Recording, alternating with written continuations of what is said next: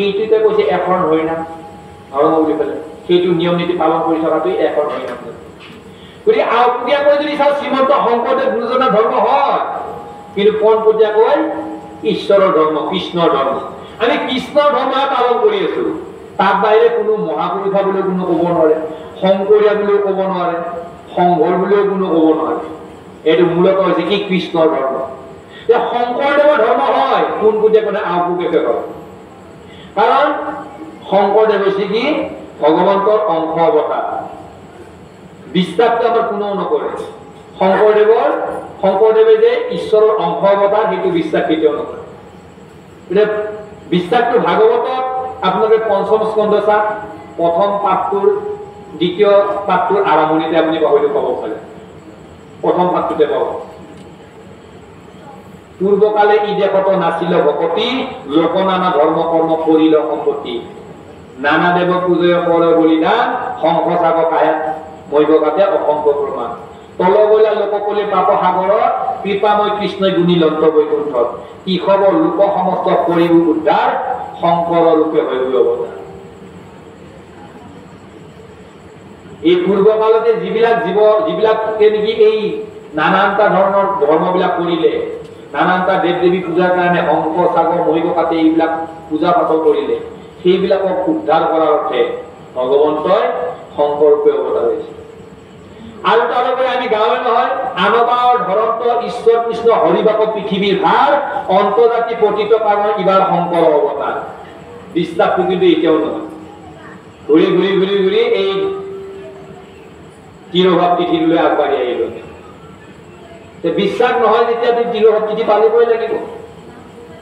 আনবাৰ অৱতাৰ ধৰন্ত ঈশ্বৰ কৃষ্ণ হৰিবাক পৃথিৱীৰ ভাৰ, অন্তজাতি পতিত কাৰণ ইবাৰ শংকৰ অৱতাৰ। ইয়াৰ আগতে দশ অৱতাৰ ধৰিছে। এই দশ অৱতাৰ ধৰি ধৰি শেষত অন্তজাতি শেষ জাতি, এই মানৱ শৰীৰটো শেষ আমাৰ। ইয়াৰ পাছত আমি এই মানৱ শৰীৰটোৰ পাছত আমি কি জাতি কি কৰি পাম সেইটো আমি কোনেও ক'ব নোৱাৰো। আমি সদায় তাৰমানে কি এটা ক্ষুদ্ৰ জীৱৰ পৰা আহি আহি আহি আহি আহি আমি ক্ষুদ্ৰ দেহৰ জীৱ এটাৰ পৰা আহি আহি আহি আমি মানৱ শৰীৰটো পাইছো। 84 লক্ষ জনম ভ্ৰমণ কৰি কৰি কৰি মানৱ শৰীৰটো পাইছো, আৰু শেষ মানৱ শৰীৰটো বুলি কৈছে। ইয়াৰ পিছত আমি যে দ্বিতীয় মানৱ শৰীৰ পাম সেইটো আশাই আমাক এৰিব দিছে। গতিকে এই জন্মটোৱেই শেষ।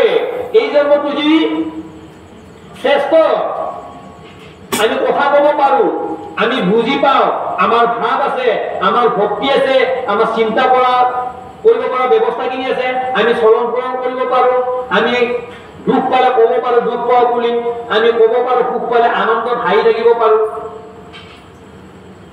কিন্তু ইয়াতে পাৰি, ইয়াৰ পিছত জীৱাত্মা ওলাই যোৱাৰ পাছত আমি সেইটো কৰিব পাৰিম নহয়। সেইখিনিৰ কাৰণে এই জনমটোতে এই মানৱ শৰীৰটো পাওঁতে আমি লৈ ল'ব লাগিব। শৰীৰটো জীৱাত্মা থাকোঁতে আমি লৈ ল'ব লাগিব। জীৱ আত্মা যেতিয়া ইয়াৰ পৰা ওলাই গুচি যাব, এই দেহাটো দেহা হৈ পৰি ৰ'ব। এই দেহাটোৰ প্ৰতি আৰু কাৰো প্ৰতি কাৰো তাৰমানে কি মোহ নাথাকিব। কিন্তু এই জীৱটো যেতিয়া ওলাই যাব, কলৈকে যাব? এই জীৱটো যেতিয়া ওলাই যাব, গৰুৰ পুৰাণ বিলাকত পাব আপোনালোকে পঢ়িলে। এই জীৱটো প্ৰথম দিনাখনে সেই 24 ঘণ্টা তেওঁক এনেকুৱা এখন ঠাইলৈ লৈ গুচি যাব, আৰু তাৰপিছত সেই সময়খিনিত যদি কিবা কষ্ট পাইছো আমি ক'লেও কোনো নুশুনিব। সেই সময়খিনি সেই 24 ঘণ্টা বুলি কৈছো এতিয়া বৰ্তমানত, এই 24 ঘণ্টাত কিবা কষ্ট যদি পাইছো আমি কাৰোবাৰ কৈ থাকিব পাৰিম, কোনো নুশুনিব। আমি চিঞৰি চিঞৰি কৈ থাকিম, কিন্তু আমাৰ শব্দ কোনো নুশুনিব। কাৰণ দেহ নাই শুনিবৰ কাৰণে। শুনিবৰ কাৰণে দেহটো লাগিবতো। এই যে পোহৰটো পৰি আছে, এই পোহৰটো পৰি এনে বাল্বটো থাকিলে ই জ্বলিব জানো যদি কাৰেণ্টটো যদি তাত নাথাকে? এই মাইক্ৰফোনটো যে কথা কওঁতে যে বাজি গৈছে, কৰবালৈ গুচি গৈছে, এই জীৱশক্তিক এই লাইনটো নাথাকিলে, কাৰেণ্টটো নাথাকিলে যাব নেকি? নাযায়। গতিকে সঠিক কেনেকুৱাকৈ কি হ'ব? আমাৰ জীৱাত্মা যেতিয়া ওলাই যাব, এই জীৱাত্মাই কিন্তু কি হ'ব তেতিয়া কাৰোবাক কিবা কৈ থাকিলেও একো শুনা, ইয়াত থাকিলে একো শুনা পাব। দেউতা মোৰ গাটো বিষাইছে, বোলে মোৰ জ্বৰ উঠিছে, যে মা মোৰ অমুক হৈছে তমুক হৈছে, সকলোৱে শুনিব। কিন্তু কি কৰিব পাৰিব? অকমান হয়তো মেডিকেললৈ লৈ যাব পাৰিব, বা অকণমান সেৱা শুশ্ৰূষা কৰিব পাৰিব। তাত বাহিৰে এই ইনজেকশ্যনটো যিটো নেকি বিষ, সেই বিষটো নিজে গ্ৰহণ কৰিব নোৱাৰিব যিজনে নেকি এই কৰে। কিন্তু সেইকাৰণে কৈছে কি পৰলোকত সুখ পাবৰ কাৰণে এতিয়াই বৃত্তটো আহৰণ কৰিব লাগিব, এতিয়াই বৃত্তটো আহৰণ কৰিব লাগিব।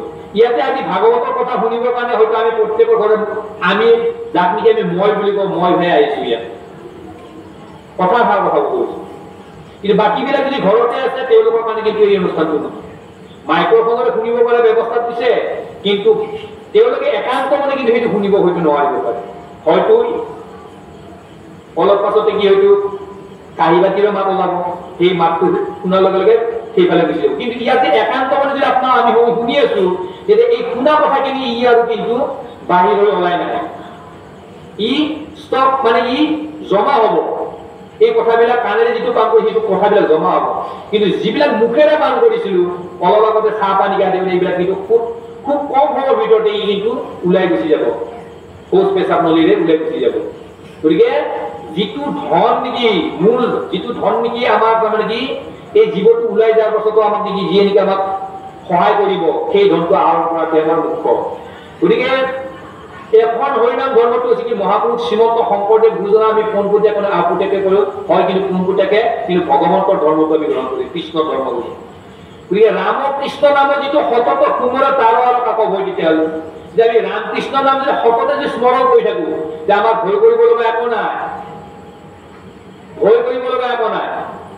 গতিকে সেইকাৰণে প্ৰতিটো সময়তে আমি নাম গুণ গাই আমাৰ সমস্ত কৰ্মবিলাক আগবাঢ়িব লাগে। গতিকে এই বিৰক্তি ভাৱটো, ভগৱন্তৰ প্ৰতি বিৰক্তি ভাৱটো আমি এৰিব লাগিব।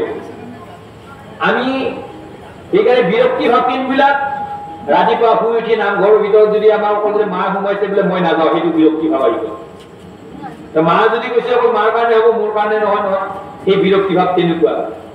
যে নামঘৰত ইমান ধুনীয়া ভাদ মাহ প্ৰত্যেক বছৰে আপোনালোকে পালন কৰি থাকে, ধুনীয়া সুন্দৰ এটা অনুষ্ঠান 7 দিনীয়া ভাগৱত, কিন্তু বছৰে পালি থাকে আমি এইবাৰ কিয় যাব লাগে বুলি আমি যদি সেই বিৰক্তি ভাৱ, সেইটো বিৰক্তি ভাৱ, কিয়নো যাব লাগে সেই ভাৱনাটো হৈছে কি বিৰক্তি। নাযাওঁ দে, সেইটো হৈছে বিৰক্তি ভাৱ। সেই বিৰক্তি ভাৱ থাকিলে কিন্তু আমি নাপাম, নহব। যদি তেনেকুৱাকৈ ভাবিছো তেতিয়াহ'লে আমি যোৱাৰ পাছত কি ৰৈ যাব, কি দি আহিলা সেইটো প্ৰশ্ন কৰিব। এই যে পৃথিৱীলৈ যে গ'ল, পৃথিৱীত যে পঠালো, মাতৃৰ গৰ্ভত থাকোঁতে যে কান্দি কাটি যে কৈ আছিলো, আমিতো জন্ম হোৱাৰ পাছতে পাহৰি গলো। আমি বোলে মাতৃৰ গৰ্ভতে, মাৰ গৰ্ভতে আমি কৈ আছো, প্ৰভু মোক ওলাই লৈ যোৱা, এই অন্ধকূপৰ পৰা মোক সোনকালে ওলাই লৈ যোৱা। ইয়াৰ পৰা ওলাই গ'লে তোমাৰ গুণানুকীৰ্তনে কৰিম, তোমাকে সেৱা কৰিম, তোমাৰ নাম স্মৰণ কৰিম, তোমাকে সমস্তখিনি কৰিম, তোমাৰ কৰ্মই কৰিম। কিন্তু পৃথিৱীলৈ আহিয়ে কি কৰিলো, মায়াৰ মাজত তোমাৰ মা খোৱা বুলি ক'লে, তাৰমানে দিয়া মত দিয়া। মই কি আহিলো, মায়াৰ মাজত লৈ আহি দিছিলো। কিন্তু কথা যিটো দিছিলো, কি কথা দিছিলো, মাতৃৰ গৰ্ভত কিমান কষ্ট পাইছো, কি কষ্ট পাইছো মাকৰ গৰ্ভত, কিবা কষ্ট পায় নেকি? মাকজনীকে ইমান কষ্ট দিয়ে নে? কি কষ্ট দিয়ে সেইটো তৃতীয় স্কন্ধত লিখা আছে। আমি শুনিব লগা কথা, এইবিলাক জানিব লগা কথা। চতুৰ্থ মাহৰ পৰা কি হয়, মাতৃৰ গৰ্ভৰ সন্তানটিয়ে কি পায়, লাহে লাহে তেওঁৰ দেহত নোম নখ এইবিলাক আহে। আৰু পঞ্চমৰ আৰম্ভণিতে তেওঁ কি বাঢ়ে, ক্ষুধা তৃষ্ণা বুলি কৈছে, ভোগ আৰু পিয়া আগুৰি ধৰে। আৰু ভোগ আৰু পিয়া যেতিয়া আগুৰি ধৰে, তেতিয়া কি হয়, সন্তানটিয়ে খাব বিচাৰে। আৰু সেই সময়খিনিতে কি হয়, পঞ্চমৃত বুলি পেলাই আমাৰ শহুৰাকৰ ঘৰৰ বংশ পৰিয়াল সমন্বিতে আহি পেলাই কি কৰে, খোৱাৰ ব্যৱস্থাখিনি কৰে।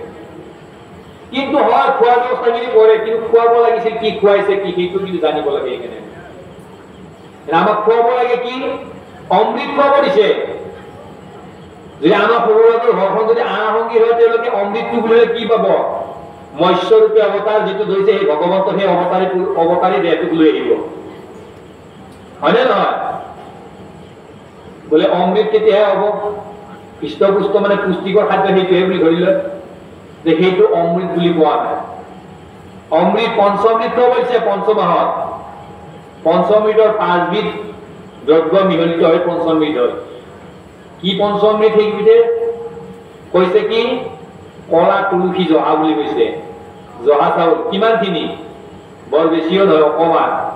পঞ্চমৃত খুৱাবৰ কাৰণে গোটেই গাড়ীখন ভৰ্তি কৰি আনিবলৈ দৰকাৰ নাই অকমান দ্ৰব্য ভগৱন্তক অৰ্পণ কৰি খোৱালে সেইটো পঞ্চমৃত কি চাউলকেইটা পালে জহা চাউল দ্বিতীয়তে ধুনীয়া মালভোগ ফল বুলি কৈছে যাতে গেছ নিদিয়া মালভোগ ফল 3 নম্বৰতে কোনো ভেজাল নহয় ঘি বুলি কৈছে 3 নম্বৰ হল চতুৰ্থতে ভেজাল নহয় মৌ সাগৰতে মৌৰ যিটো নেকি পায় বজাৰত সেইটো নহয় যিটো বাহাৰ পৰা আমি মৌ আউট কৰিব পাৰি সেইটো 4 নম্বৰ হল পঞ্চমতে পানী নিদিয়া গাখীৰ এই মিলি পঞ্চমৃত হল এই পঞ্চমৃত আৰু সেই কেইদিন কি কৈছে সেই যেতিয়াৰ পৰা পঞ্চমাহৰ পৰা সেই মাক গৰাকীয়ে উদৰটোৱে খাব নালাগে খুৱাব নালাগে আমাৰ আকৌ হাজতে খাব লাগিব মাক আকৌ এজন নহয় দুজন থাকিব বেছিকে খাব লাগিব সেনেকে খুৱাই নে উদৰটোৱে খাব দে মিছা কথা এইটো নহয়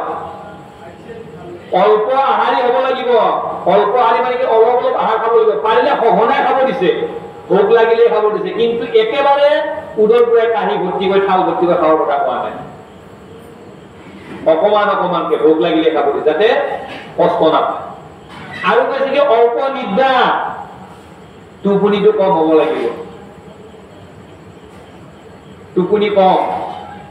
টোপনি কম মানে কি শুই থাকিলে টোপনি আহিব ঘূৰি ফুৰিলেতো টোপনি নাহে ঘূৰি ফুৰি মানে ঘূৰি ক'ত ফুৰিব ঘৰৰ ভিতৰতে ঘূৰা ফুৰা কৰিব আল পইচাৰ কৰ্ম যি আছে সেইবিলাক কৰিব লাগে সাধাৰণতে আজিকালি কি কৰে কাম বন কৰিব নিদিয়ে কষ্ট পাব সেইকাৰণে কি হয় আজিকালি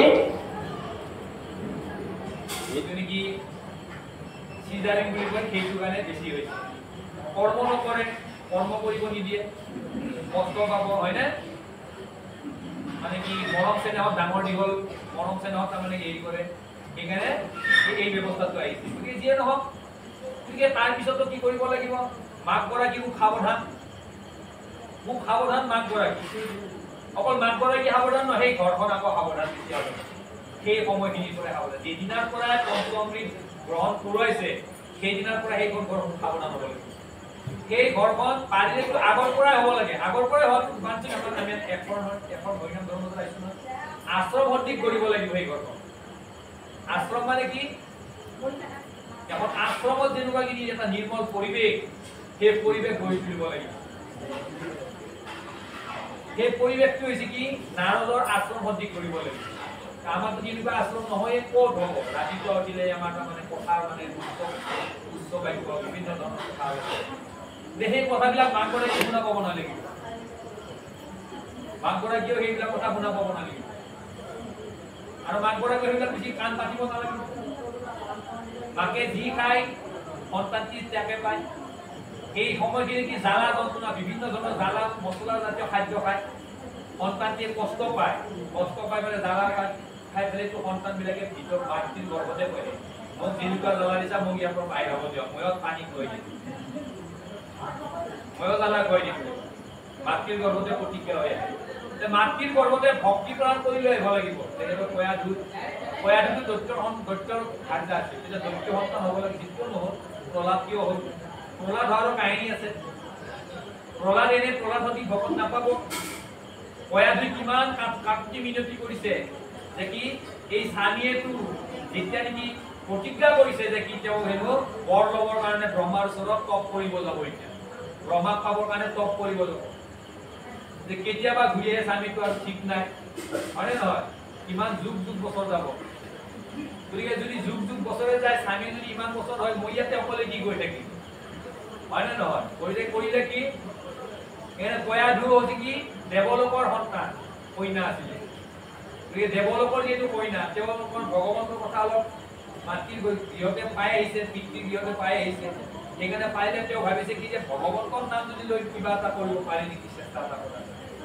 আৰু ইফালে কি চিৰবৰি হিৰণ্যকশিপুৰ ভগৱন্তৰ নামটো চিৰবৰি শুনিব নোৱাৰে দৈত্যহে ঈশ্বৰৰ কথা শুনিব নোৱাৰে আগতে কৈছোনে দৈত্যবিলাকে দানৱবিলাকে ঈশ্বৰৰ কথা শুনিব নোৱাৰে গতিকে এই হিৰণ্যকশিপুৰ কি ধুনীয়াকৈ তাৰমানে দিনবাৰ চাই লয় দিনবাৰ সাধাৰণতে চাই লয় আমাৰ আজিকালি বিয়া পাতিব লাগিলে দিনবাৰ চাই লগ্ন চাই সময় চাই কোনখিনি সময়ত ওলাই যাব লাগিব এইবিলাক চাই নে নাচায় কিন্তু এইবিলাক একশৰণীয়া নিয়ম আমার কোনো লগ্ন নাই, কোনো দিন নাই, কোনো বার নাই, প্রতিদিনেই আমার দিন শুভ দিন।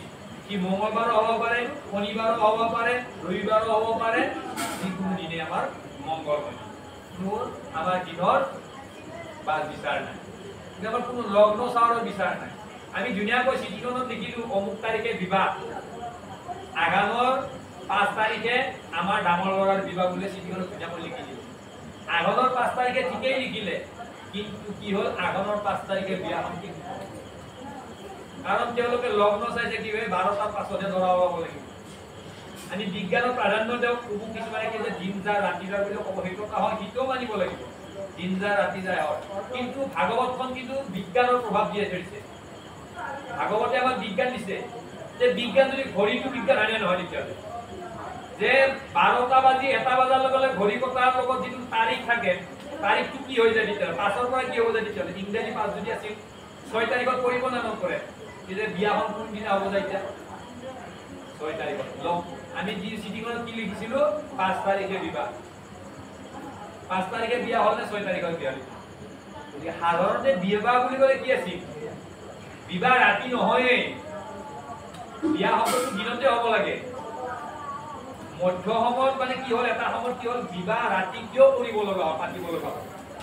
আগতে কি আছিল, দেৱবাক্যবিলাক দিনত বাহিৰে ৰাতি উচ্চাৰণ কৰিব নোৱাৰে, এইটো কথাই নহয়। সূৰ্য অস্তৰ পাছত দেৱবাক্য প্ৰচাৰ বা ব্যক্ত নহয়। সূৰ্য যেতিয়া অস্ত হ'ব সমস্ত সমাপ্ত, আৰু সূৰ্য উদয়ৰ লগে লগে ওমকাৰ হৈ শব্দবিলাক উচ্চাৰিত হৈ চাৰিওফালে বিয়পি যায়। কথাটো হ'ল কি, সেই সময়ত কি আছিল, দৈত্য দানৱৰ দিন আছিল, অলংকাৰে সুসজ্জিত, কইনাৰ বিবাহ, কইনাৰ আনিব যাব, কইনা দান কৰিব, হয় নে নহয়? গতিকে দৈত্যবিলাকে পাই মাজতে কি ৰাস্তাতে কাঢ়ি লৈ যায় ধন সম্পত্তিবিলাক। সেইকাৰণে কি কৰিলে, দিনতে আছিল আগতে, যে কি কৰিব লগা যে দৈত্যবিলাকৰ উৎপাতত থাকিব লাগে, গমে পাই দিনত যদি বিবাহ পাতিলে গমে পাব সকলোৱে অমুকৰ ঘৰত আজি বিয়া। সেইকাৰণে দৈত্যবিলাকে ৰখি থাকে আৰু কি কৰি লৈ যায়, বলপূৰ্বক তেওঁলোকে বস্তুবিলাক লৈ গৈছিল। আৰু সেইকাৰণে কি কৰিলে, নহয় এই কথা নহয়, আমি যিহেতু দিনত উপদ্ৰৱ পাইছো দৈত্যবিলাকৰ, আমি চুৰকে হ'লেও ৰাতি বিয়াখন পাতাৰ ব্যৱস্থা, এই ৰাতি বিয়া পাতাটো নিয়ম তেনেকুৱা দৰে আহিল, কিন্তু নাছিলে। কিন্তু হিৰণ্যকশিপুই কি কৰিলে এতিয়া ঈশ্বৰৰ নাম কেনেকৈ পালে, এই কয়া ধুই কৰিলে কি, যেতিয়া নেকি হিৰণ্যকশিপুৱে এটা ধুনীয়া এটা সময় চাই পেলাই যাবৰ কাৰণে দিন বাৰ ঠিক কৰি লৈছে, সেইদিনাখনে যাব আৰু যাবৰ সময়তে কি হ'ল, তেওঁ ধুনীয়াকৈ ভাইটাক মাতি দিছে, ভাইটাক মই ওলালো, ধুনীয়াকৈ মাত দিছে, তেওঁ ধুনীয়াকৈ বিদায় দিছে। এই পদূলিবোৰ পাৰ হৈ পালেগৈ কি, এডাল গছৰ ওপৰত ধুনীয়াকৈ এটা চৰায়ে ধুনীয়া এটা সুন্দৰ শুৱলা মাত দিছে। কি মাত দিছে? নাৰায়ণ।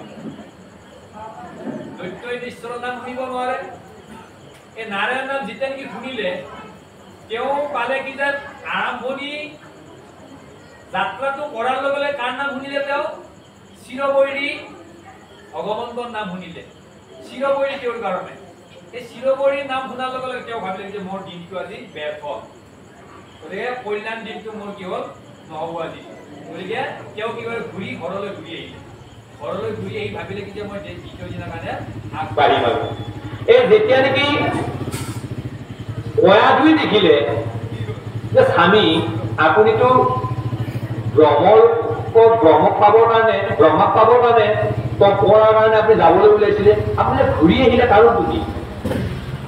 বোলে ভাল যা, মই ঘূৰি অহাৰ কাৰণ এটিয়ে, মই যি পদূলি মোক পাৰ হলো, মোৰ চিৰবৈৰীৰ নাম শুনিলো, মোৰ চিৰবৈৰী যেতিয়া নাম শুনিছো, মোৰ যাত্ৰা ভংগ হ'ল, অকল্যাণ হ'ল, গতিকে মই সেইকাৰণে ঘূৰিলো।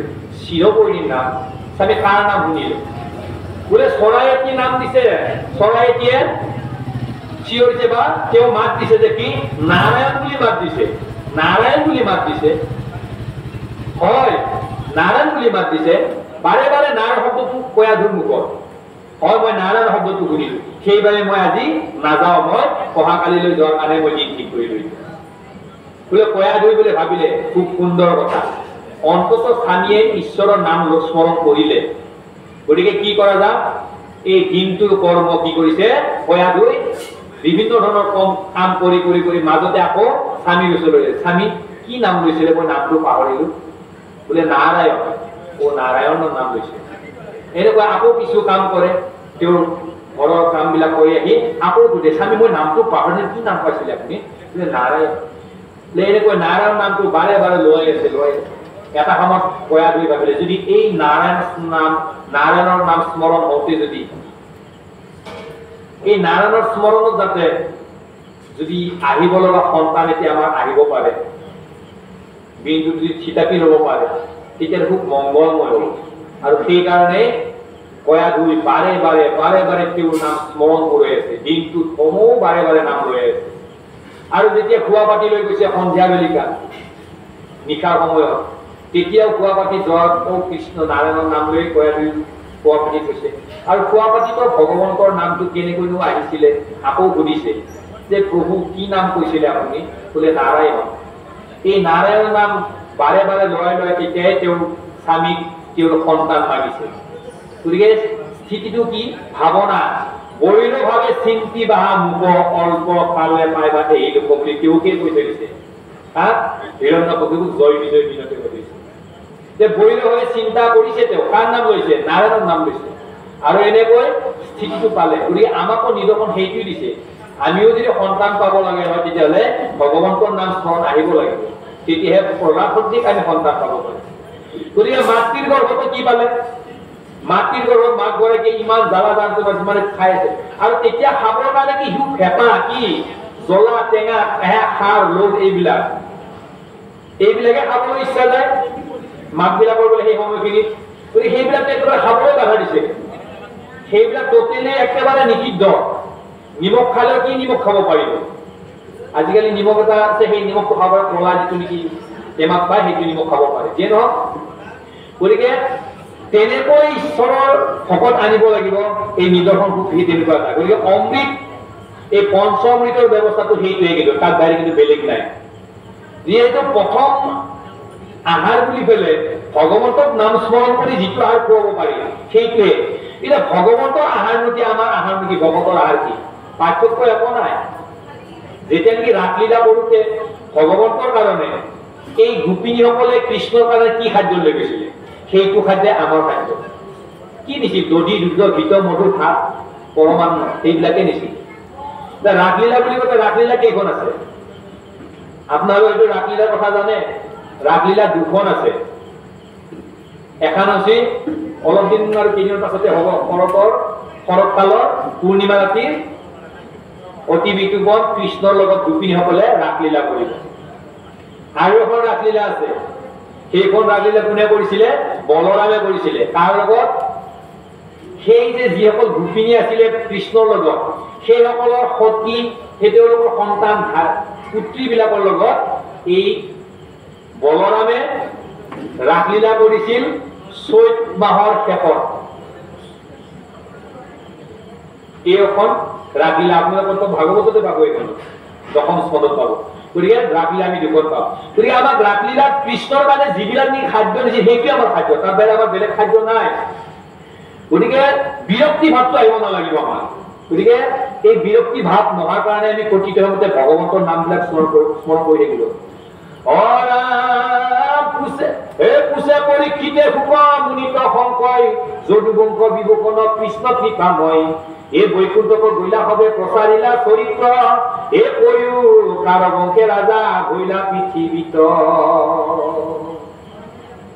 গতিকে পৰীক্ষিতে দুনাই খুকক শুনিছে যে কি সংশয় এটা শুনিছে যদুবংশৰ বিভূষণ কৃষ্ণ কৃপাময় যদুবংশৰ শিৰৰ মুকুট সদৃশ কৃষ্ণ ভগৱন্ত গতিকে বৈকুণ্ঠ গৈলা হবে প্ৰচাৰী চৰিত্ৰ তেওঁ বৈকুণ্ঠলৈ গ'ল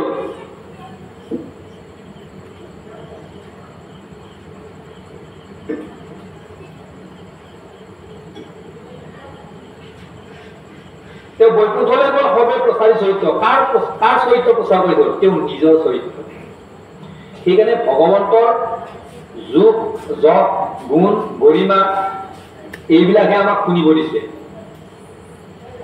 শ্ৰৱণ কৰিব দিছে তাৰ বাহিৰে তেওঁ এইটো প্ৰচাৰ কৰি থৈ নগ'ল তেওঁ যিবিলাক নিয়ে কৈ গ'ল দৈত্য বীৰ দানৱ বিলাকক যে মাৰিলে সেইটো মাৰা কৰ্মটো আমাক কৰিব দিয়া নাই। সেই দৈত্যবিলাকক কৃষ্ণ ভগৱন্তই বধ কৰিলে, কিন্তু আমাক কোৱা নাই তেওঁলোকক বধ কৰা বুলি, আমাক কোৱা নাই তেনেকুৱা শক্তিবিলাকক বধ কৰাৰ কথা আমাক কোৱা নাই। আমাক কৈছে কি আমাৰ দেহত থকা তেনেকুৱা ৰিপুবিলাকক আমাক দমন কৰিব দিছে, যেনে কাম, ক্ৰোধ, লোভ, মোহ, মায়া, এইবিলাকক আমাক দমন কৰি গৈছে। আৰু কি কৈছে বৈকুণ্ঠৰ কৰিলে সদায় প্ৰচাৰ দিলে, কি চৰিত্ৰ প্ৰচাৰ কৰিলে?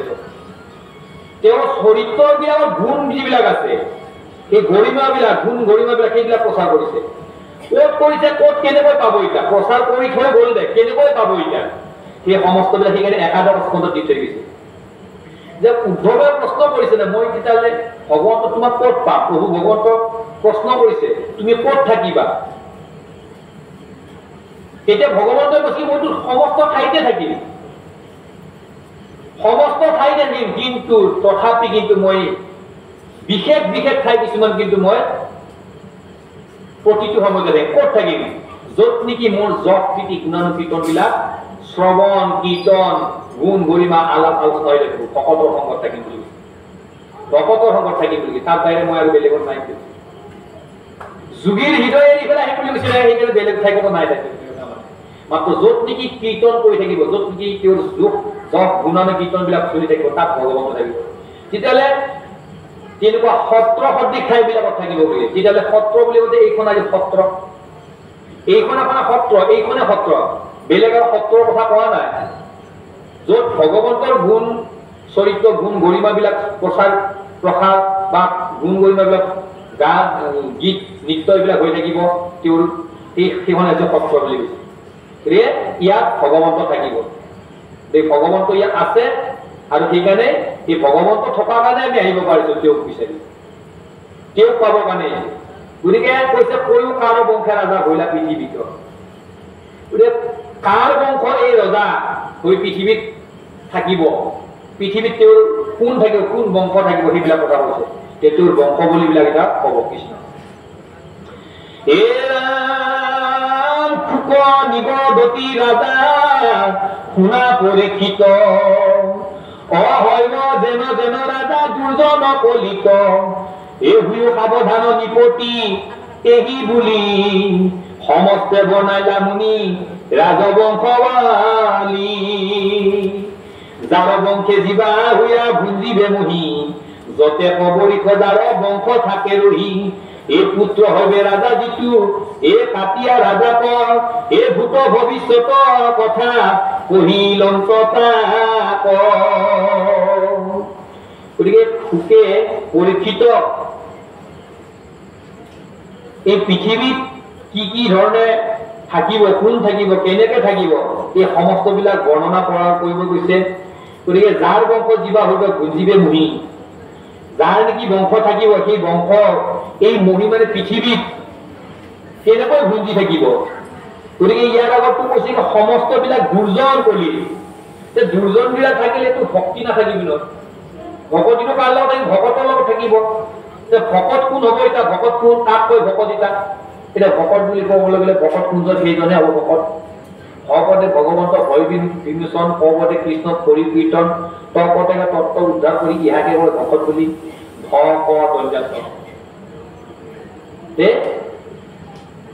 ভকত হলে ভগৱন্তৰ চৰণত শৰণাপন্ন হ'ব লাগিব, ভয় বিমোচন, ভয়টো নোহোৱা হ'ব লাগিব। ভয় মানে কি, এই কিবা এটা বস্তু দিছে সেইটো ভয় নহয়, ইয়াত যদি আহিবৰ কাৰণে অলপ কুণ্ঠাবোধ কৰিছে সেইটো এটা ভয়। ভগৱতে ভগৱন্ত ভয় বিমোচন, যে ভগৱন্তই ভয় বিমোচন শেষ কৰিব, সেইজনকহে ভজনা কৰিব লাগিব।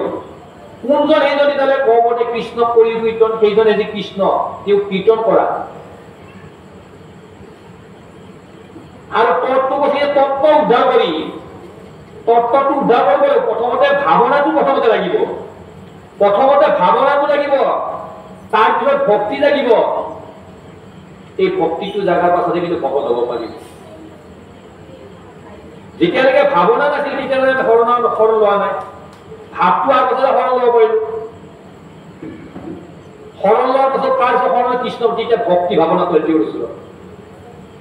আৰু যেতিয়া নেকি ভক্তিটো অহৰ্নিশে তাৰমানে চলি থাকিব, হৈ থাকিব, আহি থাকিব, আহি থাকিব, আহি থাকিব, তেতিয়া তেওঁ ভকত, তেতিয়াহে ভকত হ'ব। প্ৰথমতে কিন্তু ভাৱনাটো আহিব লাগিব, তাৰপিছত ভক্তি আহিব লাগিব, শেষত ভকত। গতিকে সেই তেতিয়াহ'লে দুজনে নাপাব, সেইজনক দুজন কলিবিলাকে নাপাব। কিছুমানে কৰবাত যাব লগ ধৰিব পাৰে, আজি অমুকৰ পৰা আহা যাওঁ বুলি ক'লে, কিন্তু ভাৱনাটো লাগিব তেতিয়াহ'লে ক'ত যাবলৈ মোক লগ ধৰিছে, ঠাইখিনি কি জাগাত নিব বিচাৰিছে, সেইটো নিজে বিবেচনা কৰিব লাগিব। ইমান ধুনীয়াকৈ প্ৰতিটো নামঘৰতে ভগৱন্তৰ কথা আলাপ আলোচনা হৈ আছে, ভাগৱতৰ চৰ্চাবিলাক হৈ আছে। তাৰ ব্যক্তিগত যদি অন্য ঠাইত যদি গুচিয়ে গৈছে, মই অলপ আগতে কৈছো, তেতিয়াহ'লে কি পিতৃ মাতৃৰ বয়স বাঢ়ি গৈছে, সন্তানৰ বয়স বিলাক কমি গৈছে। সেনেকুৱা ঠাইত যদি উপস্থিত হয়, তেতিয়াহ'লে বয়সটো কমাই আনিবই দিও। গতিকে সৎ পথ, শুদ্ধ পথ, এই শুদ্ধ পথৰ ফালে আগবাঢ়িব। তেতিয়াহ'লে এই পৃথিৱীখনত কোন থাকিব, কোন নাথাকিব, সেইবিলাকৰ কথা কৈছে। কি যতে বৰিষদাৰ বংশ থাকে ৰহি, পাত্ৰে হইবে ৰাজা, যিটো কাটিয়া ৰাজা। গতিকে পাত্ৰে মানে কি, যিটো নেকি ৰজাৰ তলতীয়া, সেই ৰজা তলতীয়া বিলাক কি কৰিব, ৰজাক কাটি পেলাই ৰজা হব যাব। আজিকালি সেইটোৱে হৈছে নহয়, নিয়ম নীতি বিলাক সেইবিলাকে হৈছে। মানে কি কাৰোবাক এৰি পেলাই মানে কি কাৰোবাৰ ওপৰত তাৰমানে শ্ৰেষ্ঠটো হোৱাৰ কাৰণে আমি বিলাকে সকলো সেইটোৱে প্ৰতিযোগিতাত লাগিছো। সেইকাৰণে আমাক কৈ এতিয়া কি প্ৰতিযোগিতাৰ সময়, কি প্ৰতিযোগিতাৰ সময়, এইটো প্ৰতিযোগিতা নহয় নেকি ভগৱন্তক পাব পৰাটো প্ৰতিযোগিতা নহয় নেকি, এইটো এটা প্ৰতিযোগিতা। এই প্ৰতিযোগিতাত আহিবৰ কাৰণে আমাৰ ভয় কি হ'ল, এই প্ৰতিযোগিতাত আহিলে কি হ'ব, আমি গতি পাব পাৰিম। যে যিটো গতি নেকি আমি দুনাই এই ঠাইলৈ আহিব নালাগে, সেইটো গতি কৈছে পৰম গতি। পৰম গতি হলে কি হ'ব, বিষ্ণু লোকলৈ যাব পাৰিব। বিষ্ণু লোক মানে বৈকুণ্ঠ গতি হ'ব। বৈকুণ্ঠ গতি হলে কি হ'ব, দুনাই ইয়ালৈ আহিব নালাগে। আমাৰ সাধাৰণতে কিছুমান স্বৰ্গগতিলৈ কামনা কৰে, স্বৰ্গগতি পাব পাৰে, কিন্তু স্বৰ্গগতি পোৱাৰ পাছত দুনাই স্বৰ্গলৈ যি পূৰ্ণ শেষ হ'ব, দুনাই এই নৰকলৈ আকৌ উভতি আহিব লাগিব। কিন্তু বৈকুণ্ঠ গতিত সকলো সমান একাকাৰ, সকলো সমান একাকাৰ। বাৰিষত হৈ থাকিব পাৰিব, সকলোবিলাক একেই ড্ৰেছ, একেই কণ্ঠ, একেই হাত, একেই। চাৰিখন অস্ত্ৰ থাকিব, চাৰিখন বাহু থাকিব বাৰিষত বিলাকৰ, সকলো বাৰিষদৰে চাৰিখন অস্ত্ৰ, চাৰিখন হাত থাকিব। কিন্তু ভগৱন্ত আৰু পাৰিষদক চিনাক্ত কৰাৰ দুটাই মাত্ৰ পাৰ্থক্য থাকে, সেইটোৱে হৈছে কি ভগৱন্তৰ কণ্ঠত থাকিব কষ্টমুনি আৰু হৃদয়ত বক্ষস্থল, এই দুটাই পাৰ্থক্য। বাকী হুবহু ভগৱন্তৰ লগত একেই চতুৰ্ভুজ আকাৰত থাকিব। গতিকে এই চতুৰ্ভুজ আকাৰত যদি সেই স্থানটো যদি পাব পাৰি ভকত হলে, তেতিয়া সেই স্থান পালে যদি পৃথিৱীলৈ যদি দুনাই আহিবই লগা নহয়, তেতিয়া সেই স্থানটো লয় আমাৰ দৰকাৰ। গতিকে পৃথিৱীত আহিব নালাগে বুলি কিয় কৈছো, দুনাই পৃথিৱীত অহা আমাৰ কামনা কৰিব নালাগে। দুনাই পৃথিৱীত 9 মাহ 10 দিন এগৰাকী মাতৃ কষ্ট হব দৰকাৰ নাই। এই মায়াময় পৃথিৱীত থাকাত হয় আমি সেই ভক্তিৰ যিটো নেকি গতি, ভক্তিৰ যি নেকি ঠাই, যিটো নেকি বৈকুণ্ঠ গতি, সেই বৈকুণ্ঠ গতিটো পাবৰ কাৰণে সেইটোৱে বিচাৰিব লাগিব। অভূত ভৱিষ্যত কথা কহিনন্ত তাপ, এই ৰাহান কলিত হইবে আবে যত যত ৰাজা, এৰিবে আচাৰ ধৰ্ম পিৰিবে প্ৰজা, এই মহা অহংকাৰী ক্ৰোধী পৰম প্ৰচণ্ড, অল্প অপৰাধ কৰিবে উগ্ৰদণ্ড। কলিৰ কালত কি হব, যত যিমান ৰজা হব, এৰিবে আচাৰ ধৰ্ম পিৰিবে প্ৰজা, যে আচাৰ ধৰ্ম বিলাকে সমস্ত বিলাক ৰজা প্ৰজা সকলো বিলাকে এৰিব।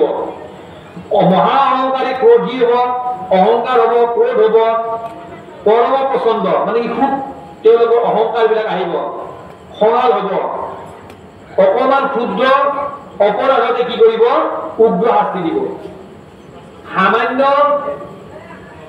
সামান্য এই ৰিক্সাখন বা ঠেলাখনে গৈ যদি কাৰোবাৰ বাহন এখন অকমানকে লাগকচোন, অকমানকে লাগক, ভুলটো নহলে গাড়ীখনৰে হওক চলাজনৰে, যদি ঠেলা আলা ৰিক্সাৱালাৰ লাগিছে নহয়, সেই ঠেলা আলা ৰিক্সাৱালা নামি আহি প্ৰহাৰ কৰিব, কিন্তু ভুলটো কাৰ বিচাৰ কিন্তু নকৰিব।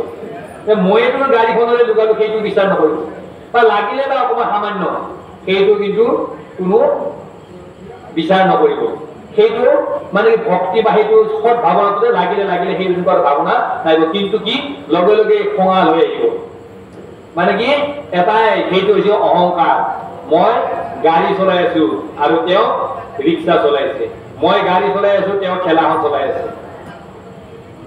মানে কি এটা অহংকাৰ, গৰ্ব, সেই গৰ্ব অহংকাৰৰ বিনিময়ত সেই মানুহজনক প্ৰহাৰ কৰা যায়। গতিকে সেইটো যদি কৰা যায় তেতিয়াহ'লে সেইবিলাকে কৈছে যে কি মহা অহংকাৰী, ক্ৰোধী, পৰম পচন্দ, অল্প অপৰাধ কৰিবে উগ্ৰদণ্ড। সামান্য অপৰাধ যাৰে নহয় অপৰাধৰ বিচাৰটো কৰাই নাই যায় দণ্ড, উচিত দণ্ড দিয়ে।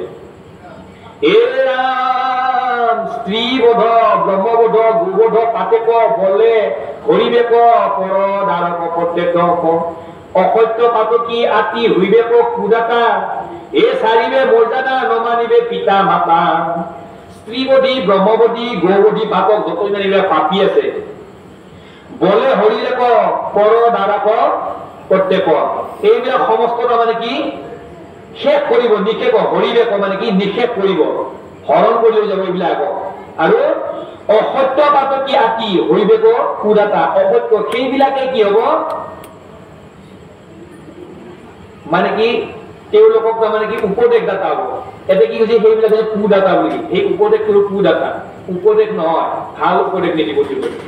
আৰু চাৰিবে মৰ্যাদা মানি নমানিবে পিতা মাতা, তেওঁলোকে মৰ্যাদাবিলাক আগৰ যিখিনি এটা সুপ্ৰীতি আছিল, যশস্যা আছিল, সেই যশস্যাৰ সুপ্ৰীতি থকা সেই ব্যৱস্থাখিনি কিন্তু লোপ পাব, নামানিব, পিতা মাতাৰ কথাবিলাকো নামানিব। পিতৃ মাতৃয়ে কি কৈছিল, পিতৃ মাতৃয়ে যিটো কথা কৈ যাব সেইটো কথা আমি পালন কৰা অসুবিধা, কিন্তু সত্য সত্যটো মানিব লাগিব। কি কথা নকলে যদি আমাক আছে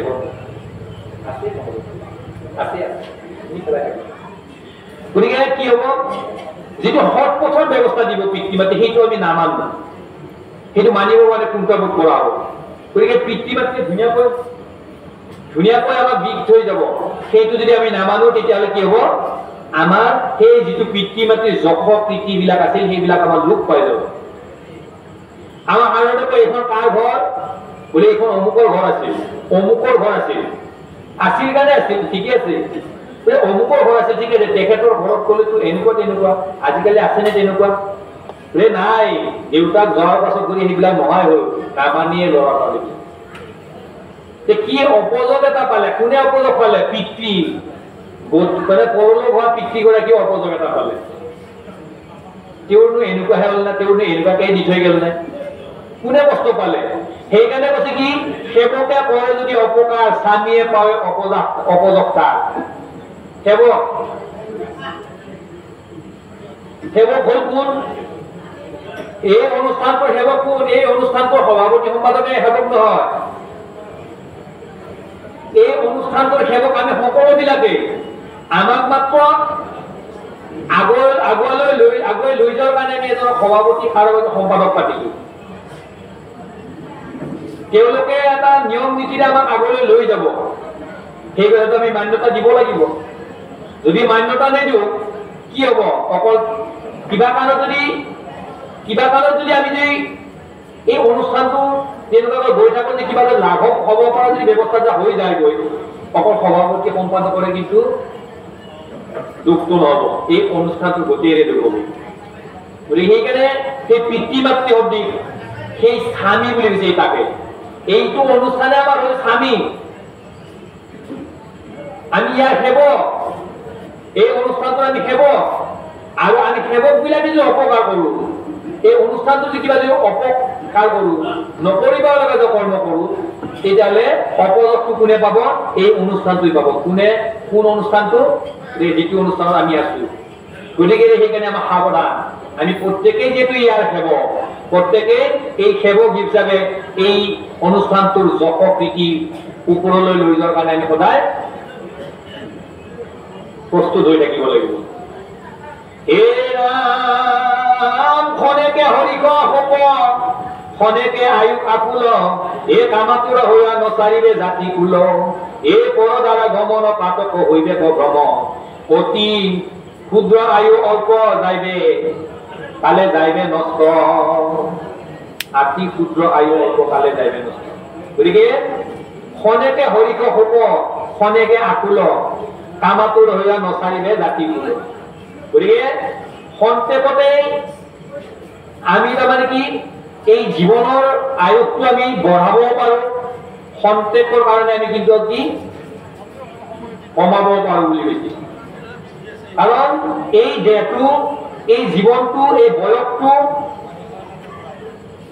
সুন্দৰকৈ চলাই নিবৰ কাৰণে, এই দেহটো সুন্দৰকৈ চলাই নিবৰ কাৰণে কি আছে, আমাৰ হৃদয়ত কোন আছে, নাম বস্তুৰ যি নেকি ক্ষুদ্ৰ অংশ, পৰমাত্মাৰ ক্ষুদ্ৰ অংশ জীৱ আত্মা ইয়াত সোমাই আছে।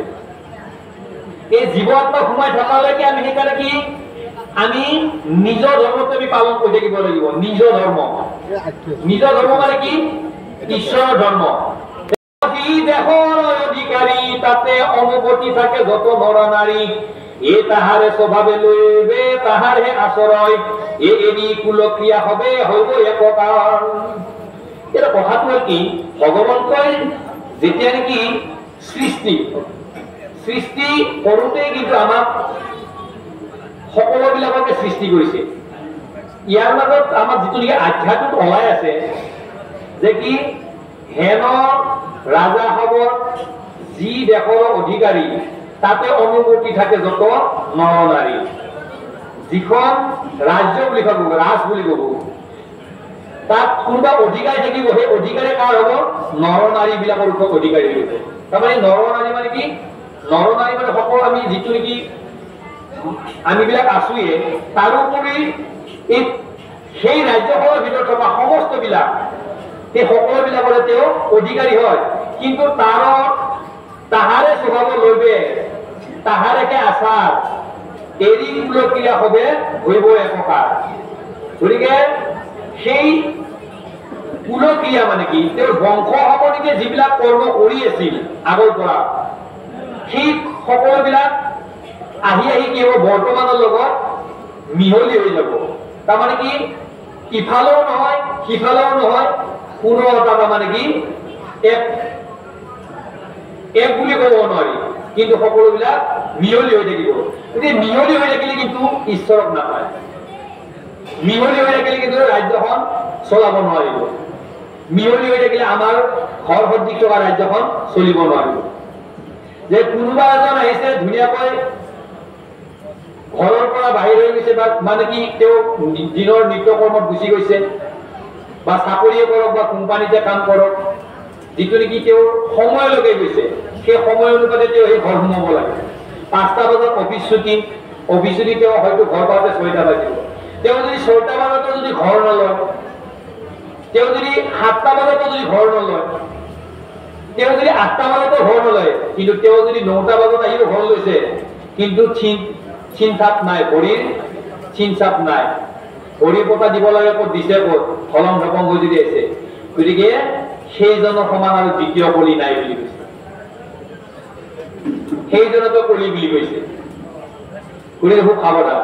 সেইকাৰণে সময় দিছে কি, সময় 8 ঘণ্টা ডিউটি হয়, কোনোবাই 12 ঘণ্টাও ডিউটি কৰিছে, 12 ঘণ্টা ডিউটি, 12 ঘণ্টা ডিউটি কৰিছে, সময়মতে যদি ঘৰত উপস্থিত নহয়, ৰাতিটো টোপনি ক্ষতি কৰি ডিউটি কৰিছো বোলে, এই দিন এতিয়া আৰু কি কৰিম, যাই অমুকত সোমাই তমুকত ঘৰত লাহে লাহে ঘৰ ল'ম। ঘৰ যেনেকৈ ল'ব লাগে তেনেকৈ যদি ঘৰটো লোৱা নাই, যদি বেলেগ ধৰণে লৈছে, বেলেগ ধৰণে মানে বুজি পাইছে যে মানুহ হিচাপে যদি ঘৰ নলয় ঘৰটো, তেতিয়াহ'লে সেইজনৰ সমান দ্বিতীয় আৰু কলি বেলেগত বিচাৰি যাব দৰকাৰ নাই বুলি সেইজনকে কলি বুলি কৈছে। গতিকে আৰু এইটো কি কৈছে, সেই ঠাইবিলাক কি কৈছে, সেই ঠাইবিলাকত কৰি থাকিব বুলি কৈছে। পঞ্চমৰ পৰা আমাক বিৰত হৈ থাকিব, বিৰত থাকিব। পঞ্চম 5টা মহ, 1 নম্বৰতে মদ, 2 নম্বৰতে মাংস, মুদ্ৰা, মাটি আৰু মানুহ। সাৱধান বুলি কৈছে। এই 5টাৰ বহুত সাৱধান। মানুহৰ পৰাই মানুহ সাৱধান হ'ব লাগিব, হয়নে নহয়? মানুহ বুলি কওঁতে আৰু মই বেলেগ কোৱা নাই, আৰু মানুহ আৰু, কিন্তু মানুহৰ পৰা মানুহ সাৱধান হৈ থাকিব লাগিব। গতিকে এই 5টাৰ লগত থাকোঁতে খুব সাৱধান। ঠিক আছে, স্থান কাল পাত্ৰ, এই 5টা বস্তু খুব সাৱধান। পঞ্চমৰ পৰা সাৱধান হৈছে। এরম অন্য অন্য রাজা হাজি গজবাজি বলো রাজ্যর নিমিত্তে ঘোর করিলে কন্দল এরম কাটিমারি গ্রাম দেখো করিবে উৎসব মহাপ্রিয়া পায়া হইবে প্রজাগণ অন্য অন্য রাজা হাজি গজবাজি বল মানে অন্য অন্য রাজা রোজা মানে কি আমি রোজা হনে নহ আমি এখন ঘরের রোজা আমার ঘরের 7টা ভাই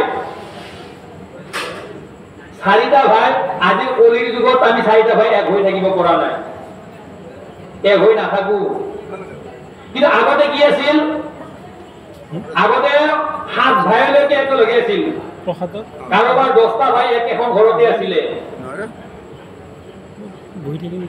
মিলা প্ৰীতিৰে ধুনীয়াকৈ কিন্তু আজি 4জনটো দূৰৰ কথা 2জন ভাই থাকিব নোৱাৰো 2জন ভাইটো দুটা দূৰৰে কথা এজন ভাই এজন ভনীও একেলগে থাকিব নোৱাৰো ইমান তাৰমানে আমাৰ মনৰ পৰা সৎ ভাৱনাবিলাক দূৰ হৈ গৈছে গণ্ডগোলটো ক'ত হৈ আছে এতিয়া আমি 4জন ভাই একেলগে থাকিব নোৱাৰো 4জনে কি 4টা বিশেষ বিশেষ ঠাই লৈছো তাৰমানে তাকে কৈছে কি অন্য অন্য ৰাজা সাজি গজবাজি বল বেলেগ বেলেগকৈ আমি কি কৰিছো ঘৰ সাজি লৈছো তাতে একেলগে ৰজা হৈ আমি আছো আৰু পিতৃ মাতৃৰ ভাগ পাতিছো আমাৰ মাতৃ এইবিলাকে ক'ব মই কাৰ ভাগত কৰিছো আৰু কিছুমান পুত্ৰ ক'ব কি মোৰ লগত মায়ে আছে বুলি ক'ব মোৰ লগত দেউতা আছে কিন্তু এইটো কথা নকয় মই দেউতাৰ লগত আছো মই মাৰ লগত আছো সেইটো কথা কেতিয়াও নকয়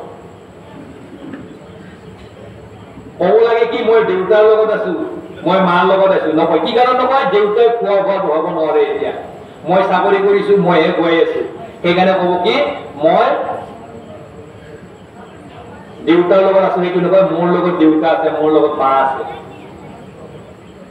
কথাষাৰৰ তাৎপৰ্যখিনি অলপমান বুজি লওক হয়নে নহয় তাৰমানে কি দেউতাকো আমি ৰাখিব পাৰিলো কেনেকৈ ৰাখিছো কিন্তু মই এইটো ক'ব যে দেউতাৰ আজ্ঞা পালি মই চলিছো দেউতাৰ মতে দেউতাৰ লগত আছো এই কথা ক'ব পৰা নাই কিন্তু ক'ব লাগে দেউতাৰ লগত আছো বা মাৰ লগত আছো মা থকালৈকে এইখিনি আছো আৰু ইয়াতে আৰু দেউতা থকালৈকে আছো আৰু ইয়াতে এইখিনি যেতিয়া দেউতা আৰু কি কৰে বা কি জানি আৰু কাৰোবাকে দিয়ে গতিকে আমি ভাৱনাবিলাক কোনফালে লৈ গৈ আছো গতিকে সেইকাৰণে আৰু সেইকাৰণে যে ৰাজ্যৰ নিমিত্তে ঘোৰ পৰিবে কন্দল গতিকে সেই যদি কিবা কাৰণত যদি সেই 4টা ভাইৰ যদি দেউতাকে যদি কাৰোবাক যদি কৈছে বোলে তাতে আৰু ভাগ পাতিব নালাগে এটা পুৰততে সকলোখিনি থাকক কেউ নিজেই লগ একলে বোলে তই অমুকত যা সৰুটোক কৈছে তই অমুকত তাতে অকণমান কম হ'ব পাৰে যে আকৌ অসুবিধা নহ'বা আৰু কোনোবা এজনক কৈছে তাতে অকণমান বেছি হ'লেও তই আকৌ বেলেগত ভাগ পাতিব নালাগে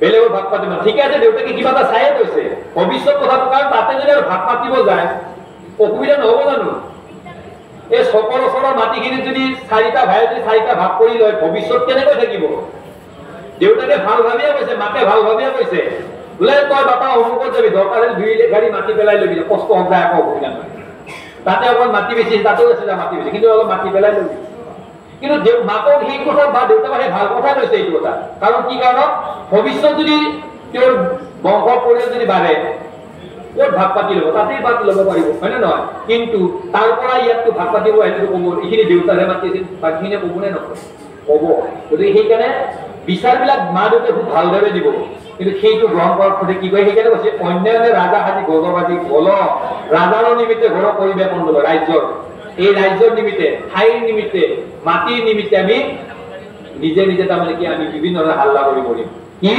মাটি মাৰি গ্ৰাম্য দেশ কৰিব উৎসৱ মহাপ্ৰিয়া পায় ক্ষয় হইবে প্ৰজাগণ আৰু মাটিৰ কাৰণে কটা মৰা লাগি কি হ'ব মহাপ্ৰিয়া পায় ক্ষয় হ'ব প্ৰজাগণ ক্ষয় হ'ব কোনোবা মৃত্যুৰ মুখত পৰি যাব গতিকে ভাগৱতে আজিৰ কথা এই কিমান দিন আগতে এইবিলাক কথা কৈ থৈ গৈছে লিখি থৈ দিছে সেইকাৰণে ভাগৱতখন চাব লাগে এই ভাগৱত চালে এটা ভাল এটা পথ পাব গতি এটা পাব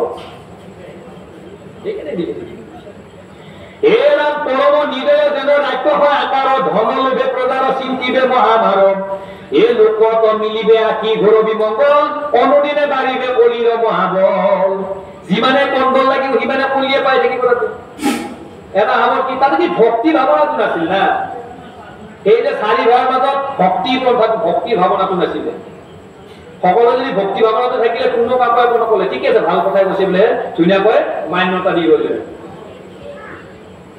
গতিকে সেইকাৰণে ধনৰ লোভে প্ৰজাৰ চিন্তিবে মহামাৰ লোকৰ নিমিত্তে লোকৰ মিলিবে আঁকি ঘোৰ বিমংগল গতিকে বিমংগল মানে হ'ল কলি হাই কাইজা মানে হ'ল কলি গতিকে সেইবিলাকৰ কলি আহিব এই পৰম নিদয়োজন ৰাক্ষস আকাৰ এই ৰাম এই ধৰ্ম ভাগিলে কলি চাৰিও চৰণ সত্য শৌচ ক্ষমা দয়া কৰিবে উচ্চন এই হুইবেক অল্পায়ু লোক মহাদুৰ্বিনভ এই ৰাম বিদত নচাৰিবে কপট আশয় গতিকে ধৰ্মৰ চাৰিখন ভৰি সত্য শৌচ ক্ষমা দয়া এইবিলাকতো উচ্চন সেই দিনতে হৈছে কেতিয়া পৰীক্ষিতৰ যেতিয়া নেকি পৰীক্ষিতে যেতিয়া নেকি মৃগয়ালৈ গ'লে আগবাঢ়িলে সেইদিনা আনে কলিৰ গ্ৰাস কৰিছে ইমান সুন্দৰ ৰাজমুকুট প্ৰশ্ন কৰিছে ঋষিবৰ যে ঋষিবৰ আমাৰ ৰাজ্যত মুকুট কেইটা ৰাজভঁৰালত যিটো মুকুট আছে সেই মুকুটটো ইমান ধুনীয়া জৰাসন্ধৰ মুকুট আছে হয়নে ইমান সুন্দৰ মুকুট গতিকে সেইকাৰণে প্ৰশ্ন তেওঁ নাজানে জৰাসন্ধৰ যে এইটো মুকুট আছে সেইটো তেওঁ নাজানে সেইকাৰণে সোণ যদি মুকুট যদি নিপিন্ধাকৈ থাকে তাত কলি থাকে সেই সোণৰ মুকুটটো ৰাজভঁৰালত সোমাই থৈ দিছিলে জৰাসন্ধৰ মুকুটটো আৰু যেতিয়া নেকি পৰীক্ষিতৰ প্ৰশ্ন হ'ল ৰাজভঁৰালত কিমান আছে সোণ ধন মাটি বাৰী মানে হেৰিবিলাক প্ৰজাবিলাকক খুৱাব ধুৱাবৰ কাৰণে খোলাব নে নোখোলে এইবিলাক নানানটা প্ৰশ্নৰ কাৰণে কৰিলে কি তেওঁ ৰাজভঁৰাল চাবৰ কাৰণে গ'ল মানে বিশ্বাস হোৱা নাই ভঁৰালীবিলাকৰ ওপৰত এই আপোনাৰ বহুতে কৈছে যে মহাৰাজ আপোনাৰ সতী সন্ততি খোৱা ভয়ে লৈ যাব আপুনি চিন্তা কৰিব নালাগে তথাপি চিন্তা আহিলে মানে কি বিশ্বাসটো হোৱা নাই বিশ্বাস নোহোৱাৰ কাৰণে বিশ্বাস কি কৰিব লাগিব যেতিয়া বিশ্বাসটো অহা নাই সেইকাৰণে তেওঁ কি কৰিলে ৰাজভঁৰাল খুলি চাব গৈছে আৰু ৰাজভঁৰাল খুলি চাওঁতে দেখা পালে কি মুকুট এটা আকৌ দেখা পালে মুকুটটো কেনেকৈ দেখা কাঠৰ বাকচ এটা সোমাই আছে তেওঁ প্ৰশ্ন কৰিলে এইটো কাঠে আছে ইয়াতে কিন্তু সকলো ঘৰতে কাঠে যদি সোমাই আছে তেতিয়াহ'লে কেনেকৈ আমাৰ ঘৰত ধন থাকিব গতিকে কি কৰা যাক ওলাই আনি চাৱা যাক এই চাওঁতে দেখা পালে সেই কাঠৰ বাকচটোৰ ভিতৰত সেই সোণৰ মুকুটটো আছিলে আৰু সেই মুকুটটো দেখা পায় সোণৰ মুকুটটো দেখা পায় তেওঁ আৰু ৰৈ থাকিব নোৱাৰে তেওঁ প্ৰশ্ন কৰিলে আমাৰ ৰাজ্যত কিমানটা মুকুট আছে গতিকে মই পিন্ধা মুকুট আৰু এই মুকুটটোৰ লগত পাৰ্থক্য বহুত আছে প্ৰশ্ন বিভিন্ন ধৰণে লাগিছে গতিকে তেতিয়া কি কৰিলে তেওঁ সেই মুকুটটো পিন্ধি চালে পিন্ধি চোৱাৰ লগে লগে তেওঁ কম্পমান হৈ গ'ল তাৰমানে কি তেওঁক তাৰমানে আজ্ঞা দিছে এতিয়া সেইকাৰণে কৈছে কি সোণ যদি নিপিন্ধাকৈ বাকচত ভৰাই থৈ দিয়ে নহয় তাত কলিয়ে পায় আৰু যিদিনাখনে পিন্ধি পেলাই গুৱাহাটী ঘূৰিবলৈ যায় সেইদিনা কলিয়ে পায় হয়নে নহয় গতিকে সেনে থব নালাগে পিন্ধে যদি প্ৰকৃততে পিন্ধিয়ে থাকক আৰু যদি পিন্ধিব যদি নোৱাৰি তেতিয়াহ'লে আৰু তাৰ বাকীখিনি ব্যৱস্থা নিজে কৰি থওক কি ব্যৱস্থা কৰিব লাগে যে লগতো নাযায় সেইবিলাক কিন্তু গতিকে তেওঁলোকৰ গৃহত তেওঁলোকৰ ৰাজ্যত কিন্তু আৰু কি আছিল উপৰি বংশ কোনো কিন্তু মৃগয়া কৰিব যোৱা আৰু যিসকল মৃগয়া কৰিব গৈছিল তেওঁলোকে কিন্তু ধ্বংস হৈছে মৃগয়া কৰিব কোনে কোনে গৈছিল মৃগয়া কৰিব পাণ্ডু গৈছিল সেইকাৰণে ধ্বংস হ'ল আৰু যদি আমি চাওঁ দশৰথ ৰজা মৃগয়া কৰিব গৈছিল তেওঁ ধ্বংস হৈছে অভিভক্ত হৈছে মৃগয়া কৰিব পাণ্ডু গৈছে তেওঁ অভিভক্ত হৈছে আৰু শেষত মৃগয়া কৰিব কোন গ'ল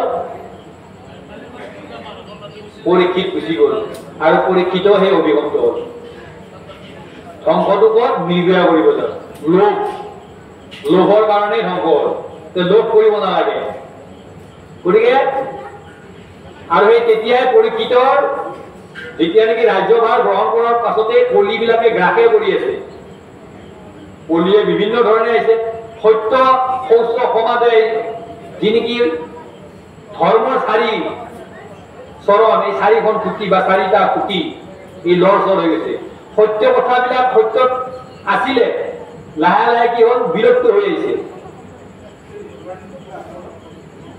শৌচ ক্ষমা দয়া দিনক ঠিক তেনেকুৱা কৰে লাহে লাহে কমি আহিছে দয়াটো একেবাৰে কলিকালত নাই ক'ত দয়া আছে বিনা কাৰণত একো বস্তু নাপায় আপুনি বিনা কাৰণত কিবা খুজিব যাচ্ছে কাৰোবাৰ ঘৰত দিব কিবা দিলেও চৰ্ত ৰাখিব ঠিকে আছে কিন্তু ঘূৰাই দিব লাগিব আৰু সেই চৰ্ত নহ'লে কিন্তু বেলেগ এটা ক'ব বোলে পাৰিলে এই অমুক দিনাখনে অকণমান হাবিখিনি কাটি দিবি যা বিনা চৰ্তত কোনো একো বস্তু নিদিয়ে এই সমস্ত যিখিনি ধৰ্মৰ চাৰি খুঁটি এই সমস্তবিলাক শেষ হৈ আহি আছিল গতিকে সেইকাৰণে কি হ'ল শুইবে বা অপায় লোক মহাদুৰ্বিনয় শুইলেতো নচাৰিবে কপট আশ্ৰয় শুইবিলাকত এই কপট আশ্ৰয়টো আশয় মানে থাকি যাব থাকে আৰু অল্প আয়ুবিলাকতো কমি আহিছে আয়ু এতিয়া কমি আহিছে আয়ু বাঢ়ি যাই থকা বুলি কৈ আছে আমাক মিছা কথা আমাৰ খাদ্যৰ কাৰণে আয়ুবিলাক কমি আহিছে আজিকালি যি খাদ্য সেই খাদ্যৰ কাৰণেতো আয়ু কমিয়ে গৈছে তাৰোপৰি আমাৰ যিটো নেকি নকৰিব লগা ঠাইত আমি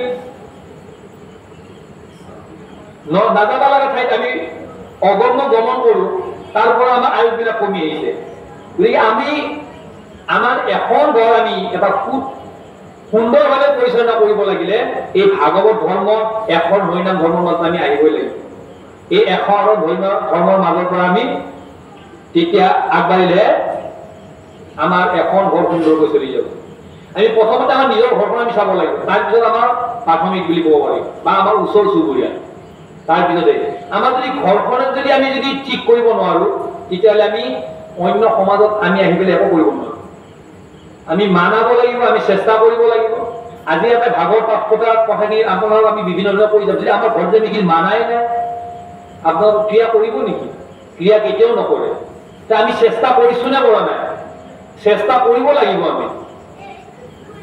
আমি ইয়াতে যদি কৈ যাওঁ বোলে আমি সদায় হৰিনাম ল'ব লাগে হৰিনাম ল'ব লাগে যে ঘৰত যদি আমি হৰিনাম লোৱাই নাই নাম কীৰ্তনৰ ব্যৱস্থাখিনি ঘৰত যদি নকৰোৱে ভাগৱতৰ কথা যদি আমি চৰ্চা নকৰোৱে তেতিয়াহ'লে কোনো কাম এই এখন হৰিনাম ধৰ্মটো শুদ্ধ পথত পৰিচালনা কৰিবৰ কাৰণে দ্বিতীয় স্কন্ধত এটা শব্দ লিখা আছে মই কোৱা নাই যে সেইটোৰ কাৰণেহে কৈছিল নহয় এইটো এখন ঘৰ এখন সুন্দৰভাৱে চলাই নিয়াৰ কাৰণে ব্যৱস্থা এটা থাকিছে যিটো নেকি পঞ্চযজ্ঞৰ ব্যৱস্থা যে পঞ্চযজ্ঞ কৰিও কিন্তু আগৰ ঋষিমুনিবিলাকে গতি নাপালে যে আমিনো কি গতি পাম সেইবুলি আমি নকৰি পঞ্চযজ্ঞই কি কথা কৈ আছো পঞ্চযজ্ঞটো হৈছে আমি এখন হৰিনাম ধৰ্মৰ মাজত থাকি যিটো নেকি ভক্তিৰ পন্থাৰ মাজত আহিছে সেইটো তাত মাজত আমাৰ সোমাই আছে ৰাতিপুৱা শুই উঠি ভগৱতক গা পা ধুই ভগৱন্তৰ নাম স্মৰণ কৰা প্ৰথম যজ্ঞ দ্বিতীয় যজ্ঞ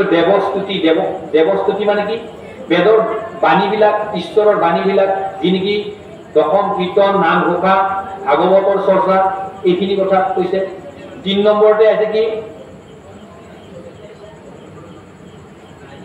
নিযজ্ঞ পিতৃদেৱ ভৱ বুলি আমি যিবিলাক কওঁ এইবিলাকৰ কথা কৈছে মানে কি ৰাতিপুৱা সেই ঘৰৰ ইষ্ট কুটুম্বৰ জলপন যি আছে সকলোবিলাকক চাহ পানীৰ ব্যৱস্থাকে আদি কৰি সেই জলপানৰ ব্যৱস্থা কৰা সেইবিলাক তাৰোপৰি সমস্ত ভূততে মই আছো হৰি বুলি কৈছে গৰু ছাগলীকে আদি কৰি সমস্তবিলাকত বা ফুলৰ ঘৰত পানী দিয়া এইবিলাক বিভিন্ন ধৰণৰ কৰ্ম গতিকে তাৰ পাছত কি অতিথি দেৱ ভৱ অতিথি সৎকাৰটো আছে অতিথি সৎকাৰটো কৰিবই লাগিব ৰাতিপুৱাই হওক দুপৰীয়াই হওক যি টাইমত যোনে নাহক তেওঁক সৎকাৰ কৰিবই লাগিব গতিকে এনেকৈ 5-5টা যজ্ঞৰ ব্যৱস্থা ধুনীয়াকৈ কৰি লৈছে যে এইখিনি আমি কৰিলে আমাৰ ঘৰখনৰ এটা সুন্দৰ পৰিৱেশ এটাত যাব গতিকে নামঘৰটো আমি সুন্দৰকৈ বনালে নহ'ব তাত যদি আমি পদাৰ্পণ নকৰোঁ আমি পদাৰ্পণ কৰিলে নহ'ব আমাৰ যদি ভৱিষ্যত বিলাকে যদি তাত যদি যোৱা নাই তেতিয়াহ'লে কোনো কাম নহ'ব আমি নিজেও যাব লাগিব আমাৰ ভাৰ্যা যাব লাগিব আমাৰ পুত্ৰ যাব লাগিব আমাৰ সন্তান গোটেই পুত্ৰ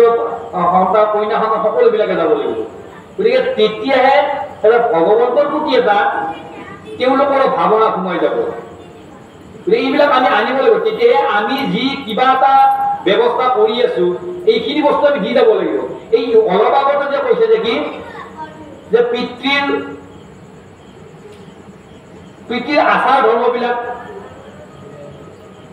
মানে পালন নকৰা হয়। কি কাৰণ পালন নকৰে? এই ব্যৱস্থাটো নকৰাৰ কাৰণে পালন নকৰা হয়। আমি দেওঁ শিক্ষা দিওঁ, কি শিক্ষা দিওঁ? উচ্চ শিক্ষা লোৱাৰ কাৰণে আমি শিক্ষাটো দিওঁ, হয়নে? কলেজৰ শিক্ষা, স্কুলৰ শিক্ষা, সেইবিলাক শিক্ষা দিওঁ বা নললেও নহ'ব। কিন্তু এইটো শিক্ষা কি? এইটো শিক্ষা কিন্তু সেইটো শিক্ষা লক্ষ্য আৰু বহুত ওপৰত। এইটো শিক্ষা সেইটো শিক্ষা বহুত ওপৰত হয়। সেইটো শিক্ষা ল'লে কি হ'ব? চাকৰি বাকৰি পাব। এইটো শিক্ষা ল'লে কি হ'ব? ভক্তিৰ ভাৱনাৰে কিন্তু পৰম ব্ৰহ্মৰ লগত কথোপকথন হৈ থাকিব। গতিকে যিয়ে নহওক, সময়ো আমাক কৈছে, যোৱাকালি আপোনাৰ 12টা বজালৈকে থাকিলে, আজি যদি 12টা বজালৈকে থাকে, কালিলৈকে আৰু কমি যাব, হয়নে? গতিকে সময়মতে আমি সামৰণি মাৰাৰ কাৰণে আগবাঢ়িছো, বাকী যদি একো অসুবিধা নহয়। গতিকে যিয়ে নহওক, এই বৈকুণ্ঠৰ কল্পটোৰ ভাগৱত শাস্ত্ৰভাগী আপোনালোকৰ মাজত পাঠ কৰোঁতে আমি যিখিনি আপোনালোকক লাগতিয়াল বুলি ধৰিছে সেইখিনি আপোনালোকে গ্ৰহণ কৰক, যিখিনি অলাগতিয়াল বুলি ভাবে সেইখিনি আপোনালোকে ইয়াতে এৰি থৈ যাব। যদি আপোনালোকৰ ভাৱনাৰ যদি কৈছে, আৰু আমি ভাবো যিখিনি কথা কোৱা হৈছে ভাগৱতে যিখিনি আমাক দিছে আৰু সেইখিনিকে আপোনালোকক অৱগত কৰা হ'ল, বিভিন্ন হেৰিৰ পৰা আমি আনি আপোনালোকক যোৱাকালি আপোনালোকে 20 নম্বৰৰ পৰা আপোনাক পঢ়িব পাৰিব। ইয়াতে নম্বৰ আছে ৰাজবংশ বুলি কথা 20 নম্বৰৰ পৰা 21ত আপোনালোকে 20ৰ পৰা 20ৰ তলৰ পৰা ঘোৰ কলিৰ যুগে যিটো ধনজন সেইকে অপূৰ্ণ সদাচাৰী বলিষ্ঠ জনৰ সিজিবে পাকচ হয় অন্য অন্য বলিষ্ঠ জনৰ হইবে জয় বুলি কৈছে। 20 নম্বৰৰ পাছত 20ৰ পাছত হলে 21 হ'ব, 21ৰ পৰা চাই যাব না, 21 নম্বৰৰ পৰা এইখিনি পৰা চাই কৃষ্ণ হেৰি কাহিনীটো শুনিছে। শ্ৰেষ্ঠ কোন? সৰস্বতী নদীৰ পাৰত সমস্ত ঋষিবিলাকে তেওঁলোকৰ মাজত তাৰমানে এটা প্ৰশ্ন জাগিলে, আমাৰ প্ৰকৃত অৰ্থত আমাৰ ভজনীয় দেৱতা কোন? ব্ৰহ্মা, বিষ্ণু নে মহেশ্বৰ? তেওঁলোকৰ মাজত তাৰমানে বিৰাট ডাঙৰ এটা প্ৰশ্ন। এই প্ৰশ্নটোৰ উত্তৰ দিবৰ কাৰণে, উত্তৰ পাবৰ কাৰণে সেই ঋষি মুনিবিলাকে কৰিলে কি? ভীৰ্গু, ব্ৰহ্মাৰ প্ৰণয় ভীৰ্গু পৰীক্ষা কৰিবৰ কাৰণে তেওঁক ক'লে যে তুমি এই পৰীক্ষাটো কৰি আমাক সিদ্ধান্তটো দিয়া, আমাৰ ভজনীয়া শ্ৰেষ্ঠ দেৱতা কোন? তেতিয়া ভীৰ্গুই সাধাৰণতে ঋষি মুনিবিলাকে কাক মানিছিল? ব্ৰহ্মা, বিষ্ণু, মহেশ্বৰ তিনিওকৈ মানিছিল, কিন্তু তাৰ ভিতৰত শ্ৰেষ্ঠ কোন সেইটোৱে লাগিছে।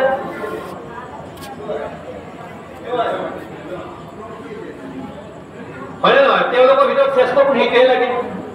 গতিকে সেইকাৰণে ভীৰ্গুই কৰিলে কি যে মোৰ পিতাককো এওঁলোকে মানি আছে ভগৱান বুলি পেলাই, প্ৰথমতে তেওঁ নিজৰ পিতাকক তাৰমানে প্ৰমাণ চাবৰ কাৰণে গুচি গৈছে। আৰু যেতিয়া নেকি পিতাকক প্ৰমাণ চাবৰ কাৰণে তেওঁ চিধাই গুচি গৈছে, ভীৰ্গু গৈছে এইফালে ব্ৰহ্মা সৈতে বাকী ঋষি মুনিবিলাকে ভগৱন্তৰ কথা কিবা আলাপ আলোচনা কৰিছে নিশ্চয় তেওঁলোকে। কৰি থাকোঁতে যেতিয়া নেকি এই ভীৰ্গু গৈ উপস্থিত হ'ল, ভীৰ্গুই কিন্তু কি কৰিলে পিতা বুলি পেলাই অপমানৰ তেওঁক তাৰমানে কি শ্ৰদ্ধা নকৰিলে।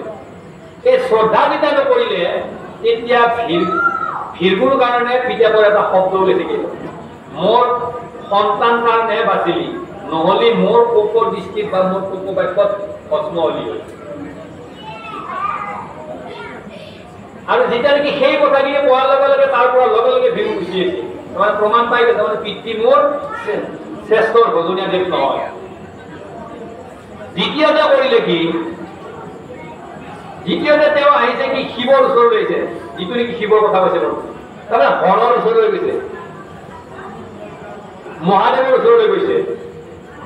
মহাদেৱৰ ওচৰলৈ তেনেকে গৈ আছে, এতিয়া দূৰতে দেখা পাইছে মহাদেৱে যে ভীৰ্গু আছে মোৰ ভাতৃ, তাৰমানে ব্ৰহ্মাৰ সন্তান, হৰ হ'ল ব্ৰহ্মাৰ সন্তান, মোৰ ভাতৃ আছিল, ভাই আছিল, গতিকে তেওঁক কি কৰা যাক আলিংগন কৰা যাক বুলি পেলাই তেওঁ আগবাঢ়ি গৈছে ধুনীয়াকৈ। এই ধুনীয়াকৈ যেতিয়া আগবাঢ়ি গৈছে তেওঁ কিন্তু ভীৰ্গুই কিন্তু তেওঁক আলিংগন নিদিলে। পাৰ্বতীও গৈছে, ভাবছিল কি মই চৰণত গৈ দিম যিহেতু ভাই আছিল, হয় নাই? গতিকে এনেকুৱাকৈ গৈছে, কিন্তু তেওঁ আলিংগন নিদিলে। নিদিয়া দেখি পেলাই কি কৰিছে, খং উঠি গৈছে, ইমান খং উঠিছে কি লগে লগে ত্ৰিশূল পাত লৈছে, ত্ৰিশূল পাত লৈ মাৰে এতিয়া লগে লগে কিন্তু পাৰ্বতীয়ে বাধা দিছে। স্বামী কি কৰে, স্বামী কি কৰে যে বৈষ্ণৱৰ এইটো কৰ্ম নহয় নহয়, তোমাৰ ভাতৃ বধ কৰাত তোমাৰ অধিকাৰ নাই নহয়, গতিকে এইটো কি হ'ল খং। কিন্তু তেতিয়া তেওঁ কৈছিল কি মোৰ ভাইজাৰ কাৰণে তোৰ কিন্তু জীৱন বাচিল, নহ'লে এতিয়া কিৰকুটৰ খঙত মানে শেষ কৰিলো। তেওঁ শ্ৰেষ্ঠ নহয় পালে, তাৰমানে কি তেওঁ শ্ৰেষ্ঠ নহয় বুলি বিদুই মনি লৈছে। আৰু এতিয়া এটা থাকিল বাকী, কোন থাকিল? বিষ্ণুৰ কাৰণে। যে বিষ্ণুৰ কাৰণে যে বাকী থাকিল, তেওঁ লগে লগে ক'লৈ গৈছে? অন্তেকপুৰত, য'ত নেকি বিষ্ণু থাকে, পৰম ব্ৰহ্ম বৈকুণ্ঠলৈ গতি কৰিছে, কৈছে। গৈ এতিয়া এইফালে কৰিছে কি? বিষ্ণু আৰু লক্ষ্মীয়ে কৰিছে কি? বিষ্ণুই কৈছে লক্ষ্মী, হে ভাইজা, হে প্ৰিয়, এটা কাম কৰা, তুমি কি কৰা বোলে? তুমি এটা কাম, তুমি সদায় মোৰ চৰণৰ ফালে সদায় থাকা। তুমি আজি এটা কাম, তুমি মোৰ শিৰৰ, মোৰ নিদানৰ ফালে, তাৰপৰা শিৰৰ ফালে আহি তুমি কি কৰা? তুমি তাত বহা আৰু তোমাৰ সেই উৰুত মই তাৰমানে মোৰ সেইটো উঠাম তাতে। বোলে স্বামী এইটো নহয় নহয়, তুমি থাকা, তুমি এনেকৈ থাকা, কি হৈ দেখা যাব? তাৰমানে আমাক পৰীক্ষা কৰিব বিভুই আছে, গতিকে এনেকৈ থাকা। তেতিয়াহ'লে তেওঁ লাজ পাব, তেওঁ লাজ বুজি ভালদৰে কৈছে, লক্ষ্মীয়ে কৈছে, এইটো লাজৰ কথা হ'ব। তেওঁ যদি দেখত আমি লাজ পাম, নহয়, নাই নাই নাই নাই, এইটো এনেকৈ থাকাচোন, কি হৈ দেখা যায়। অন্তিমকৈ অলপ ব্যতিক্ৰম। আৰু তেনেকৈ লক্ষ্মীৰ কলা শিৰৰ মান মূৰটো দি ভগৱন্ত শুই আছে। আৰু হেন সময়তে এই ভিগুই কি কৰিছে? বুকত গোৰ মাৰিছে। আৰু যেতিয়া বুকত গোৰ মাৰিলে, তেতিয়া লগে লগে কৃষ্ণই তাৰমানে কি সাৰ পাই উঠিছে আৰু লগে লগে তেওঁৰ চৰণ দুখনত ধৰিছে। চৰণ দুখনত ধৰি মালিচ কৰিব ধৰিছে, ভৰি হাত ধুৱাই দিছে, দুজনে আদৰ সাদৰ কৰিছে, কৈছে যে এই বজ্ৰহেন দেহটো তোমাৰ এই কোমল বৈষ্ণৱৰ চৰণখন লাগি তোমাৰ কষ্ট নিশ্চয় হৈছে বুলি, খুব কষ্ট পালা নেকি বুলি পেলাই তেওঁ ধুনীয়াকৈ মালিচ কৰিছে, চৰণ পৰণ ধুৱাই দিছে, ধুনীয়াকৈ তেওঁৰ সিংহাসনত বহিব দিছে। গতিকে তেওঁ ব্যতিক্ৰম দেখা পালে। ব্যতিক্ৰম দেখা পাই তেওঁ নিজৰ মনতে ভাবিছে যে তিনিটাৰ প্ৰশ্নৰ তিনিটাৰ উত্তৰ মই পাই গ'লো। প্ৰশ্ন তিনিটা মানে কি? দেউতাৰ প্ৰশ্নৰ উত্তৰটো মই পালো, দেউতাক যি প্ৰশ্ন কৰিব তাৰো উত্তৰ পালো, বা মই মোৰ ভাতৃ শিৱৰ যিটো প্ৰশ্ন, শিৱক লৈ যিটো প্ৰশ্ন কৰিলে সেইটোৰ উত্তৰ মই পালো, আৰু বিষ্ণু পৰম ব্ৰহ্মক যিটো পালো তাতে মই সৰ্বশ্ৰেষ্ঠৰ প্ৰশ্নৰ উত্তৰটো মই তাকেই পালো। গতিকে শ্ৰেষ্ঠ ভজনৰ এইজনে বুলি পেলাই তেওঁ গোটেই সৰস্বতী নদীৰ পাৰত গোটেই তেওঁলোকক ক'লে। গতিকে এইটো এটা নিদৰ্শন প্ৰশ্ন, আপোনাৰ প্ৰশ্নৰ উত্তৰ এইটো এটা হয় যে কি শিৱ আৰু পৰম ব্ৰহ্ম কৃষ্ণ এক নহয়। দ্বিতীয়তে শিৱ নামটো হৈছে ঈশ্বৰৰ। শিৱ নামটো আছিলে ঈশ্বৰৰ। এই নামটো ভগৱন্ত ঈশ্বৰ কৃষ্ণ পৰম ব্ৰহ্ম দিব লগা হৈছে নাম। সেইটোৱে হৈছে কি? যেটো নেকি শিৱৰাত্ৰি। শিৱৰাত্ৰি হ'ব লগা হ'ল কিয়? এইটো হ'ল কাৰণ। শিৱৰাত্ৰি হোৱাৰ কাৰণে শিৱৰাত্ৰি শেষ। শিৱৰাত্ৰি মানে শিৱৰ ৰাতি শেষ, মানে কি দুখ শেষ। ৰাতি মানে কি? দুখ, দুখ শেষ। এই দুখ শেষ হোৱাতে এই নামকেইটা ৰাখি দিছে। 108টা নামৰ ভগৱন্তৰ 83টা নাম মহাদেৱক দি দিছে। মহাদেৱৰ অজস্ৰ নাম। এই নামবিলাক দিব লগা, কি কাৰণ দিব লগা? এই কাহিনী দীঘল কাহিনী। শিৱ আৰু সেইকাৰণে শিৱ আৰু শিৱ কৃষ্ণৰ নাম, ভগৱন্তৰ নাম। সেইকাৰণে আমাৰ সন্দেহ লাগে যে নাম ভগৱানতে আপুনি শিৱ শিৱ শিৱ কিমান শিৱ শিৱ, হয় নে নহয়? কত কিমান শিৱৰ নাম শিৱ শব্দটো পাইছে। যে সেই শিৱটোকে যে দৰকাৰী শিৱ কথা, পৰম ব্ৰহ্ম শিৱ, পৰম ব্ৰহ্ম শিৱক ধাৰণ কৰি দিছে। গতিকে এইখিনিতে আমাৰ বহুত কথা আহি পৰি গৈছে। শিৱ বুলি পেলাই আমি আৰাধনা কেনেকৈ কৰিম? শিৱ বুলি পেলাই পৰম ব্ৰহ্মৰ ৰূপটোকে আমি আনিব লাগিব। এতিয়া ৰূপটো আনন্দ কিন্তু চিন্তন কৰোঁতে আমাৰ বহুত কথা আছে। প্ৰশ্ন আপোনালোকে জাগিব লগা প্ৰশ্ন, দেখে কি আমি যে ভজন যিবিলাকে লৈছে, আপোনালোকে ভজন, আমি সকলোৱে ভজন যিখিনি ভজনে লৈছে, আমাক ভজন লওঁতে কৈছে কি আপোনালোকে যে কি পাব? ধ্যান বৰ্ণৰ কীৰ্তনটোতে আপোনাৰ ভজনৰ গতিখিনি বস্তু পাব। আপুনি আজিৰ পৰা প্ৰশ্নটো মোৰ প্ৰশ্নবোৰ আপুনি দিব পাৰিলে বহুত। ধ্যান বৰ্ণনত কৃষ্ণই শিৰত লোৱা ময়ূৰৰ পক্ষীৰ কথা কিন্তু তাত লেখা। আপুনি চাব ভালকে তাত কিতাপ এতিয়া ক'ৰ পৰা এই ময়ূৰৰ পক্ষী, ৰূপ নে অলংকাৰ, এইটো প্ৰশ্ন বিজ্ঞবিলাকক কৰক। কৃষ্ণ আপোনাক কিন্তু প্ৰশ্নই কৰি এইটো প্ৰশ্ন আপোনাৰ দ্বাৰা কাৰোবাৰ দ্বাৰা গৈ গৈ বিজ্ঞজনক কৰক, তেওঁ প্ৰশ্নৰ উত্তৰ দিয়া গম পাইছে। সেইকাৰণে ময়ূৰৰ পক্ষী ৰূপ নে অলংকাৰ, এইটো প্ৰশ্ন কৰে। আৰু ধ্যান বৰ্ণনত আপুনি নাপাব। কৈছে ময়ূৰৰ পুষ্পজেন সৰ্তিক এই যে লিখি থকা তেওঁৰ দেহৰ কথাবিলাক, কিন্তু ময়ূৰৰ পক্ষীৰ কথা ডাইৰেক্ট পুষ্পজেন কৃষ্ণ বাবুক সামৰি মাৰিছো। আপোনালোকে যিখিনি দৰকাৰী কৰিব সেইখিনি ল'ব হা, যিখিনি অদৰকাৰী ইয়াতে থৈ যাব দেই কৃষ্ণ।